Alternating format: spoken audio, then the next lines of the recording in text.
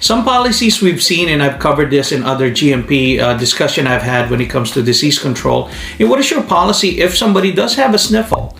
Do you just send them home? What does that look like? Or do you have them work somewhere else where there are no open products? Maybe they're doing some warehousing work. I know it's also in consideration, like, some companies we consult with, they said, well, Arnel, we don't have enough manpower. We're short due to the pandemic or due to the market.